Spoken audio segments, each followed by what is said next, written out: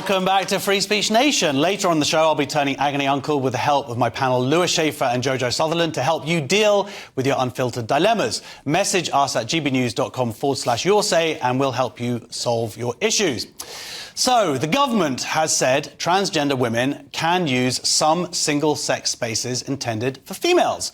Sir Keir Starmer previously said it was very important to protect female-only spaces in a debate with Rishi Sunak during the general election campaign. Labour has now been accused of breaking that pledge after releasing a response on a consultation which confirmed that public and private bodies can write policies that allow transgender women into female-only places. I'm joined now by co-founder and executive director of Sex Matters, Maya Forstater. Welcome! What a guest, our first in-studio guest. Maya, before we get into this topic, which is very important, of course, earlier this week, J.K. Rowling, she pointed out it's been 5 years since her infamous tweet, if we can just put it up now, and at the bottom you will notice there's a hashtag which says, "I stand with Maya." That's you. She was inspired by your fight. I'd mentioned at the beginning of this show how it's kind of on the backs of other people that we are here today. Can you believe what's happened in the last 5 years? I couldn't have guessed it 5 years ago. She tweeted the day after I lost my employment tribunal. So a judge had said that the belief that sex is real was not worthy of respect in a democratic society.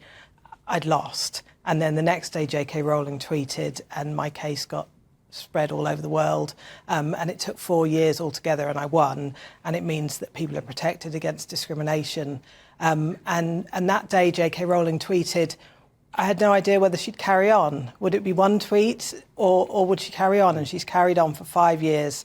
She stood by us, she stood up for us, and it's made it safer for people to talk about this. And the progress that's been made because of that, the CAS review this year, the ban on puberty blockers, things that were dangerous to say are now being said in Parliament, they're being said in government, and they're making change. So I'll always be grateful for J.K. Rowling for stepping in that day. I'll be grateful to you, and I don't know if the younger generation appreciate, but it was like 5 years ago, you couldn't say stuff. It was genuinely like, if I say there's two sexes, I could lose my job. It was crazy, and this woman is the person who changed all of that. So thank you. A big round of applause, please, from our audience, because none of it would have happened without you. So I just want to say thank you, because where we are now and it's not just here. It's now America's going in on this, and it's all changing everywhere. So thank you.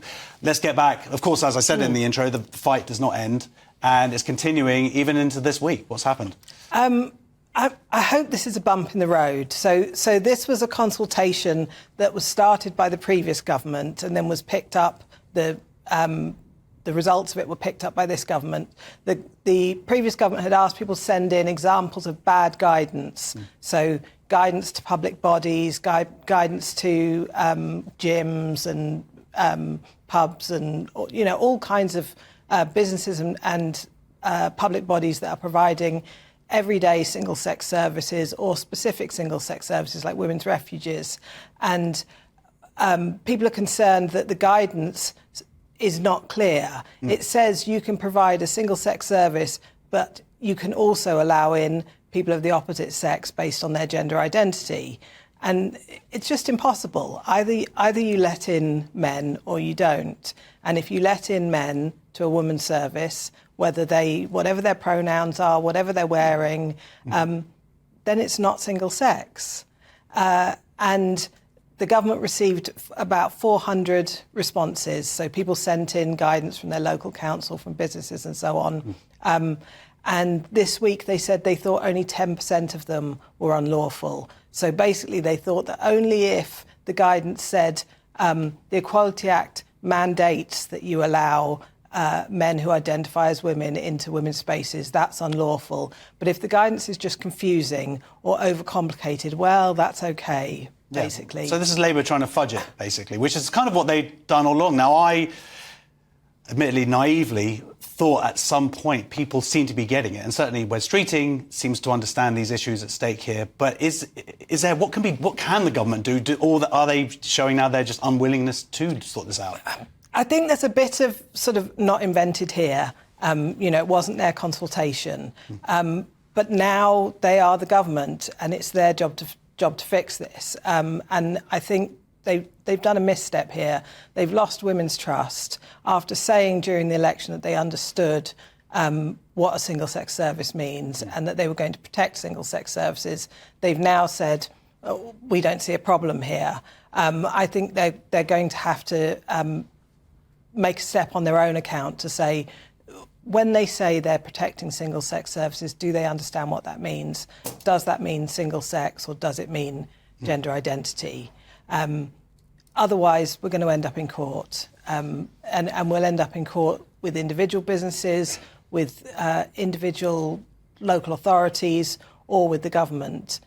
It's time for them to take leadership. Yeah, well, it's very disappointing that we are still fighting this very seemingly simple battles. There's a few other things that have happened. One is any update with the Supreme Court? Definite. What is a woman? I don't know. I know. None of us know until the new year. So this was heard at the end of November. This question about what is the definition of woman in the Equality Act, and we'll hear back sometime in the spring. It will be big either way. If they say that sex in the Equality Act means the ordinary meaning of sex, then all of these examples of bad guidance and bad policies will need to be reviewed. If, on the other hand, they come back and say sex in the law means a piece of paper that's secret, that doesn't relate to your anatomy, that you don't need to have had any surgery to get, then it really becomes impossible to operate a single-sex service. Either way, it's going to go back to the government to sort out the policies. Stakes still incredibly high and all to fight for. Yes, Which you do with your organisation. Yes, you want to do a quick one for that so people can support it. So, one of the big things that, from my point of view, happened over the last 5 years is after I lost, we set up Sex Matters organisation campaigning for clarity on sex in law and policy in the UK, and we've brought 100,000 people to sign a petition, had a debate in Westminster Hall in Parliament. We got this to be an issue during the election, and we're now challenging the British Transport Police. So we would like to sue them for their policy on searching, which is that, so the law protects people when they're being searched by the police. You have to be searched by a member of the same sex. But they say that means that a male police officer with a gender recognition certificate can strip search female detainees. We think that's a breach of human rights. Absolutely. Well, thank you so much for continuing the fight, and have a lovely Christmas. And thank you for joining us in the studio. Maya Forstater, everybody. Next on Free Speech Nation, Britain has become the Western capital for Sharia. I'll be debating that with an imam in a few minutes. See you there.